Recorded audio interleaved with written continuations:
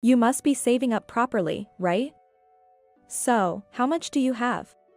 George, my husband of many years, was trying to charm me with his sweet talk. I sighed at his words. I didn't feel like responding, but I knew my persistent husband would keep asking until I gave him an answer. I've got about $400,000 in the bank account. But remember, that money isn't for spending. I made sure to drive that point home to him. But trying to get the message across to him was pointless. He never listens. Ah, I see, he said, seeming satisfied. The next day, he disappeared from our home with the passbook and cards. Fed up with my foolish husband, I picked up the divorce papers he had left behind. Where on earth had he vanished to? Well, it didn't matter. In fact, this might be the perfect chance for me to disappear as well. With that thought, I took action. And as I vanished, my husband began frantically searching for me. My name is Susan, my 50th wedding anniversary with my husband is almost here. We were blessed with 2 children, Emily and Kevin. They both had graduated from college, found jobs, married, and started their own families. To outsiders, we must have seemed like a happy family. But there was something that had troubled me for years. It was my husband. We met through a matchmaking date. He was the son of my father's mentor. Honestly, I didn't have a great first impression of him. He was 2 years younger than me. Perhaps because of that, he seemed quite naive. And he gave off a somewhat irresponsible vibe at first glance. Moreover, he only talked about himself and never listened to me. It's essential to talk and learn about each other in an arranged meeting. But his stories were far from interesting. Actually, I'm quite entrusted with responsibilities at work. Things often don't run smoothly without me. So, I often finish work late. It's tough unless someone understands that, he declared right off the bat. I managed a wry smile, but frankly, I wanted to tell him that I couldn't deal with such a person. However, as I was searching for words, he pressed on. Well, you'll be an older wife, so you'll understand, right? Could it be that after all his one-sided talking, he was considering marrying me without even listening to my side? Is he sane? Well, I wonder. I had no choice but to respond that way, considering our parents and his parents were there. I thought he would realize I wasn't keen. Yet, for some reason, both he and his parents seemed to like me a lot. My parents were happy too. I couldn't bring myself to object. Back then, it wasn't uncommon to marry someone your parents chose for you. And everyone seemed so happy about it. I thought maybe living together would reveal his good sides. So, begrudgingly, I agreed to the marriage. After marrying, it wasn't that I couldn't see his good sides. True to his boasting, he seemed to do his job well.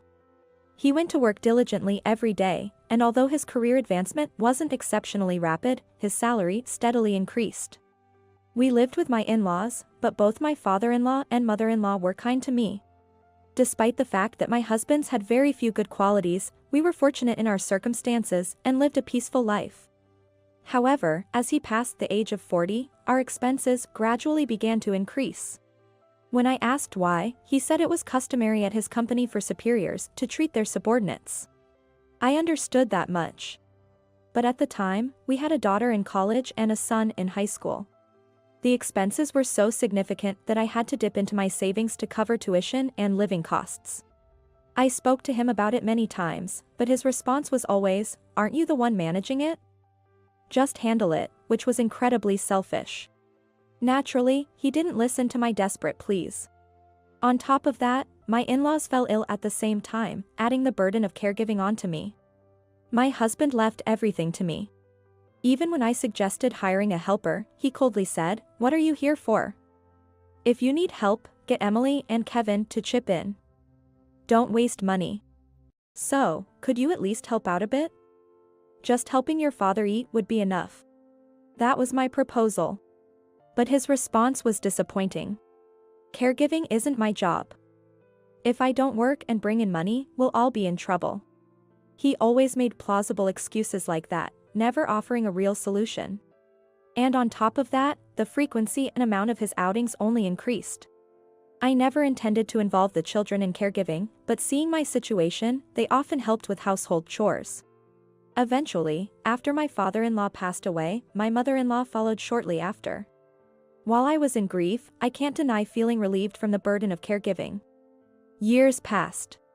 Our children, having graduated and found jobs, moved out, leaving just my husband and me in the house. He retired about 5 years ago. Yet, he still often leaves the house, saying he's going out to drink. And the expenses are still dreadful. One day, fearing we wouldn't survive if his wasteful spending continued, I said, "George, enough with the spending already. Do you really need to go out drinking so often after retiring? We have our lives to think about." But he looked at me as if I were speaking a foreign language. Huh? I've worked hard all my life. I've got my pension and retirement fund. What's wrong with enjoying my retirement? There's a limit. If you spend more than we have, we won't be able to live. We'll cross that bridge when we come to it. He never listens. I was utterly exasperated with him.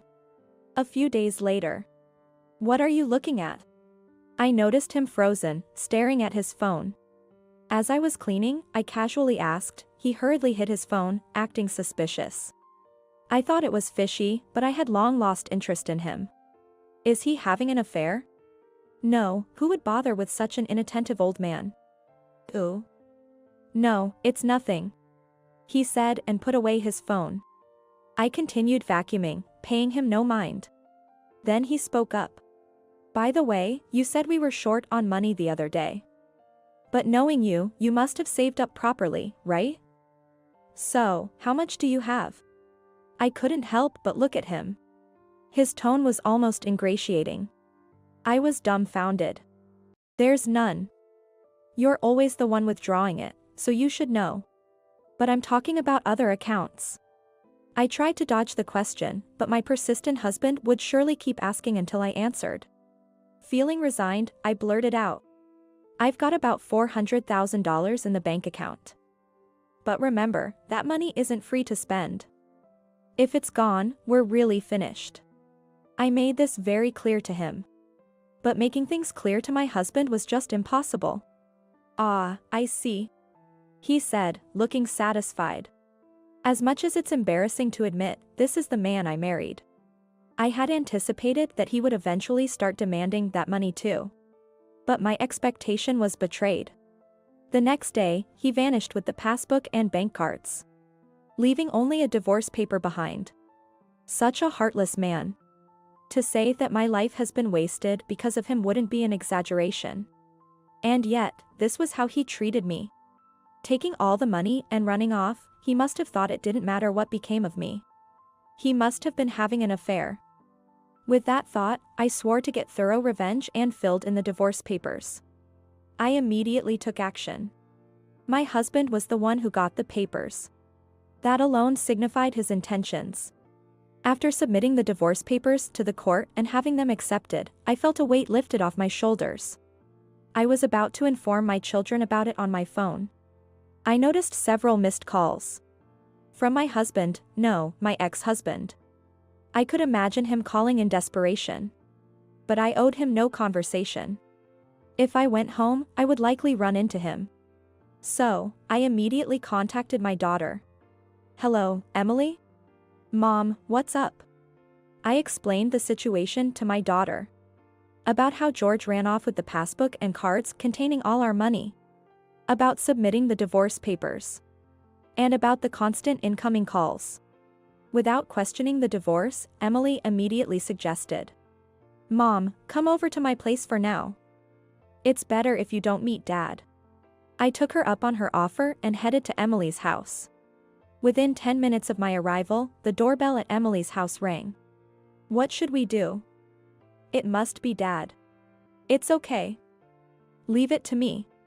Emily hid me in the bedroom and went to the door alone. Dad, what's going on? I could hear Emily's voice from the entrance. As expected, the visitor was my ex-husband. Is Susan here? I can't get through to her. Oh, and I wanted to ask how to use that passbook. Just calm down. What happened? That's the thing, I can't withdraw money from the bank. So, I need to get in touch with Susan. He told our daughter. He seemed quite panicked. So that was it. The desperate tone in George's voice. I quietly listened to the conversation that reached my ears, a smile forming at the corners of my mouth. You can't withdraw the money? Why? My daughter sounded surprised as she asked. Then, George started to explain bit by bit.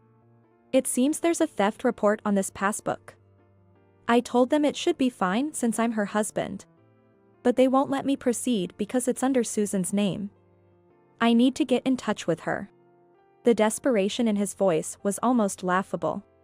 Yes, after realizing the passbook was stolen, I immediately reported it to the bank and had it locked so it couldn't be used. Even a spouse can't use the passbook without my permission. And by then, he was no longer my spouse. So, he had no right to use that money. My husband talked with my daughter for a while, but then left after receiving a phone call. After coming out of the bedroom, I thanked my daughter, and she said, I found out why Dad took the passbook. Her words caught me by surprise. Was there a conversation I hadn't heard? But it all came down to the last phone call. I could hear someone shouting, "When will you pay back?" over the phone. Dad must be in debt. Debt? I was stunned by my daughter's revelation. What for, when, and from whom had he borrowed money? He had done all this without consulting me. And the shouting over the phone didn't sound like it came from a reputable lender. I knew he was foolish, but this was beyond my expectations. For now, he might be looking for you and could head to Kevin's place next. We should let him know. Yes. So, I reached out to my son, advising him not to engage with George if he showed up and assuring him that I was safe. Got it. It's about time that old man got what he deserved. He laughed. It seemed my children were aware of their father's selfishness. It made sense why my daughter didn't question the divorce. If anything happens, remember that Emily and I are on your side, Mom. Kevin's words brought me comfort. I felt truly relieved to have divorced. My phone continued to ring with calls from George, but I turned it off. I stayed at Emily's house, surrounded by her husband and grandchildren, enjoying a pleasant evening. The next day, turning on my phone brought immediate incoming calls. He really doesn't give up, but to my relief, it was an unknown number, not George. Answering the call, it was from the bank where the account was opened. Is there an issue? Well, about the theft report you made for the passbook, since yesterday, a suspicious man has been trying to use it. We confirmed the address and believe it's your husband. When we asked him to come in person, he insisted he wouldn't move until the account was cancelled. The bank employee sounded troubled. I was flabbergasted and offered my apologies. Then, I made one correction. While we currently share an address, we are divorced. I am single, and I have no husband. I'll visit soon to update my details. But please don't comply with that man's request to cancel the account. The employee assured me, understood. We will protect your deposits, so please rest assured. I reluctantly got up. I knew I couldn't keep running. It was time to confront my husband directly. Accompanied Emily, I headed to the bank. George, furious, had been moved to a separate room, and upon giving our names at the reception, we were directed there. Upon seeing us, George stood up and exclaimed, "Hey! Where were you yesterday? And you didn't even answer your phone, leaving me in a bind. Just hurry up and give me the money or make the payment already." George, with his arrogant attitude, was shouting at me. The bank employees were also shocked and tried to calm him down. How could he not be embarrassed causing trouble for others as well? Emily apologized to the bank staff and asked for a moment to take her father away. Hearing their conversation, I spoke up. No. What right do you have to say such things? What? I'm your husband. Can't you listen to what I'm saying? I glared at him, who was still insisting on his usual rhetoric. You're the one who left the divorce papers, remember? I filed them immediately. We're strangers now. You have no right to withdraw money from my account. At my words, he turned red with anger. What? How dare you do something like that? Who's being unreasonable here? I heard you've borrowed money. You never even mentioned such debts to me. What have you been doing all this time? How did you? At that moment, he turned pale. Then, his phone started ringing again. It is likely a call to press him for repayment. He didn't even attempt to answer it. I sighed at the sight of my pitiful ex-husband. Your phone is ringing, aren't you going to answer it? He snapped back. I'm about to. As soon as he put the phone to his ear, a voice could be heard from the other end. George, when are you going to repay the money? Can you wait a bit longer? I'm at the bank right now. George mumbled, but the person on the other end was not having it. Is that so? Better hurry up, or the interest will increase. Please take care of it. The call ended. We were all left speechless. George couldn't even lift his head. Emily and I sighed. Anyway, it's troubling the bank staff to stay here, so let's go back home for now, Emily suggested. Just withdraw the money. Then I'll go home. George was stubborn, but in the end, he couldn't withdraw any money and was dejected. Come on, we're going home. With Emily's urging, he finally moved his heavy body and reluctantly followed us. How pathetic. Why would you even get into debt? Who did you borrow from? In the car, my daughter scolded George. He started to speak in a small voice. After turning 40, he disliked coming home to discussions about caregiving. To kill time after work, he started going to casinos, becoming addicted and continuing even after retirement, hiding it from me. I would nag him about money. And if he admitted it was because of gambling, I would only nag more. He wanted to do as he pleased without anyone complaining, especially after retirement. There were times he won and managed the finances with that money, but eventually, he started borrowing money. The reason he was checking his phone so often was apparently due to frequent messages about repayment. I thought he might not have been having an affair, but this was far worse. I can't believe it. It's embarrassing to say he's my father. Emily was genuinely disgusted and frustrated by George's actions. I felt the same way. How much is it? One. You mean $1,000? Emily inquired. Then, George, seemingly infuriated, raised his voice. It's $100,000. It couldn't possibly be just 1,000. What, are you trying to justify yourself now, you old fool? What are we supposed to do? I had no idea either. Finally, Emily lost her patience. And rightly so. A debt of $100,000. Not only is creating such a debt inexcusable for a family, but he also inquired about my savings. Thinking that after divorcing and repaying the debt, he could freely use the remaining $300,000 without any objections from me. I was foolish. I apologize. George said, apologizing, but there's no cure for such utter foolishness. An apology now changes nothing. We're strangers. I don't know you. That's all I said. After arriving home, I packed my belongings. George followed me around like a shadow. I truly apologize. Please don't leave. Don't abandon me. But he was the one who initially intended to abandon me. If you had successfully run off with my $400,000 as planned, what did you think would happen to me? He was at a loss for words at that. Proof that he hadn't considered me at all. I had no intention of helping him. Goodbye. Selling this house should cover the debt repayment, at least. Good luck. He continued to plead desperately. But his words didn't reach me. I was a bit scared by my lack of empathy towards him, but then, my words never reached him either. It's the same for both of us. I returned to my daughter's house in her car. Finally severing ties with that pathetic man and starting a new life. Later, a lawyer named Ken, hired by George under the pretense of discussing the division of assets post-divorce, came to see me. Such a fool. Instead of wasting money on a lawyer, he should have just quietly sold the house. Ken shared George's claim of splitting the $400,000 and the debt, but that was never going to happen. The debt was incurred by him alone, in secret. I have no obligation to take it on. Even Ken seemed exasperated, saying, I did explain that to him. Clearly, my husband hadn't listened, as usual. About the $400,000 in savings, that's money I saved and invested before I was married. I might have used some for the children's education and living expenses, but it's not a joint asset.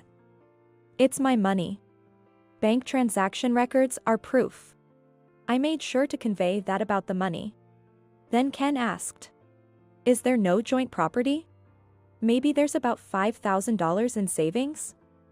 But more importantly, the house we built after getting married might count since we lived there with my in-laws. It was a big house because we lived with them. And the mortgage was quite a burden. Then, the house would be split. Ken remarked with a wry smile. I gave Ken my best smile, saying, "Thank you for your understanding."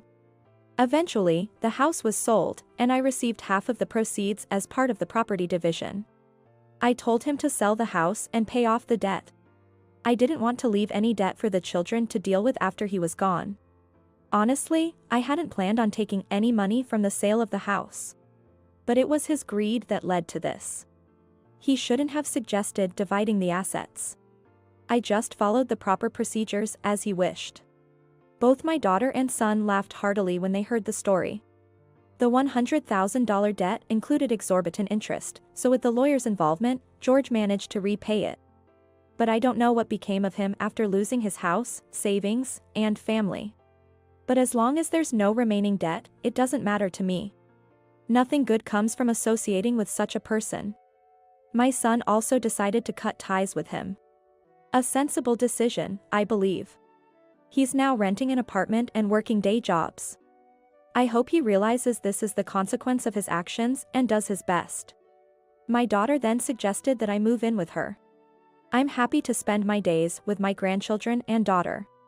Her husband is kind and interested in the investments I used to make, leading to many conversations. After living in an environment where complaints were the norm, this feels like heaven. If there was one good thing about marrying my husband, it was being blessed with my son and daughter. Knowing they're living happily now makes me feel all my efforts were worth it. Now it's my turn. It's never too late to change your life. I want to make up for the past and live happily for the rest of my life.